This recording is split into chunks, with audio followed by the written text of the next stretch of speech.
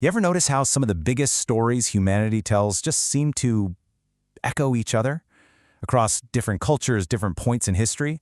Well, today we're diving deep into one of the most profound echoes out there, the story of a single, all-powerful God. We're going to look at the frankly stunning parallels between two of these divine architects, Ahura Mazda from Zoroastrianism and Yahweh from the Abrahamic traditions. Just a quick heads up before we jump in, our info on Ahura Mazda is pulled from some really detailed source material, but our comparison to Yahweh is based on general theological knowledge. Okay, let's get into it. All right, to kick things off, let's just imagine something for a second. Picture a master architect, a being with incredible wisdom, incredible power. They design and build the most amazing castle you could ever dream of. And this castle, that's our universe. Perfect right from the start. But, no good story is complete without a little drama, right? So an enemy force, a spirit of pure destruction, invades the castle. Now, it doesn't take over or anything, it can't beat the architect, but it does a lot of damage. It vandalizes the halls, spreads lies and confusion, and brings chaos and suffering inside those perfect walls. And this is the crucial part of the story, the architect's plan. Instead of just snapping their fingers and erasing the enemy, they do something really interesting. They empower the people living in the castle, that's us, to join the fight. They give us the choice, they give us the tools to push back, all while promising that this whole mess, it's only temporary. A huge, final renovation is absolutely guaranteed to happen. So whose story did I just tell you? Well, the surprising answer is both of them.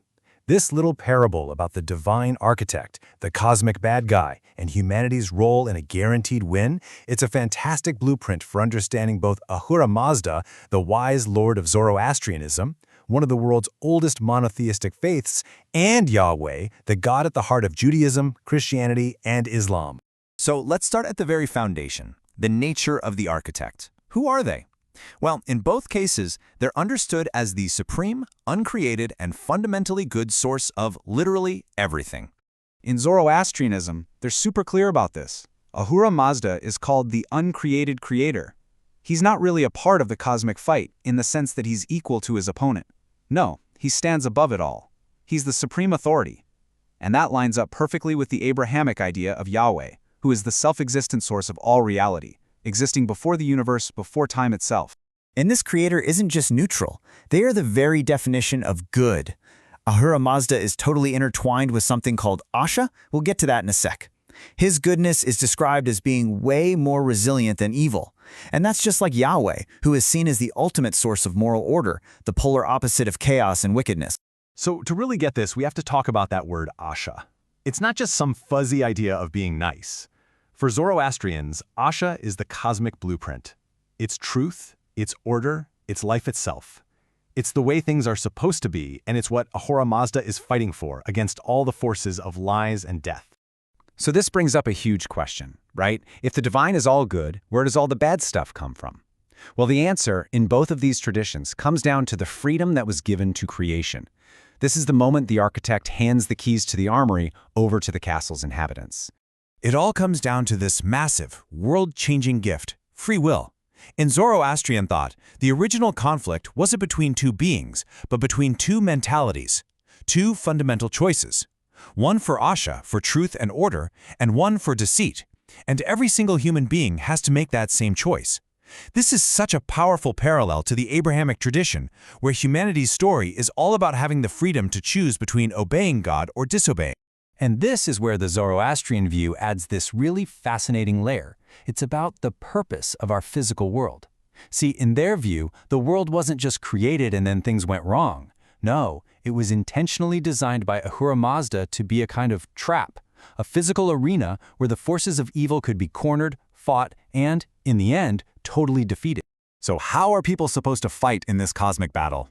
Well, the instructions are actually beautiful and simple. You help Ahura Mazda by actively choosing goodness in every part of your life. It's a three-part path. It starts inside with good thoughts. That then shapes what you say, good words. And finally, it's put into action in the world through good deeds. That's it. That's how humanity helps fix up the castle. Okay, so this all builds to the grand finale of this cosmic story. And maybe the most amazing parallel of all is this shared, rock-solid optimism. In this divine plan, good winning isn't just a hope or a maybe, it's a guarantee. That final renovation is coming, no question. This whole belief is captured perfectly in this one simple phrase: evil is finite. Think about that. In this worldview, evil isn't some eternal, equal power. It's a temporary problem, a corruption, a disease that has a cure. It had a beginning, which means it has to have an end. The big question then is, how does it end? Well, for Zoroastrians, history is moving towards something called frashokrati, a final, total renewal of the universe where all evil gets purged for good. And this sounds remarkably similar to the end times in the Abrahamic faiths, which also look forward to a final judgment, the final defeat of evil, and the creation of a new heaven and a new earth. And that word frashokarity? It literally means making wonderful or making fresh. It's the ultimate healing of the universe, where everything is brought back to its perfect original state, totally in harmony with Ahura Mazda. The damage to the castle isn't just patched up, the whole thing is made brand new. So, as we start to wrap this up, we're left looking at this shared divine blueprint. I mean, the similarities are so specific, so structured, it's really hard to just brush them off as a coincidence. So let's just run through those key parallels one more time really quick. First, you've got the idea of one single uncreated creator.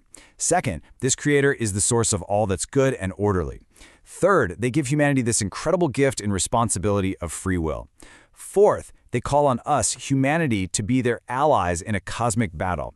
And finally, both promise, without a doubt, a guaranteed final victory and a complete renewal of everything. And all of this leaves us with one last massive question to think about.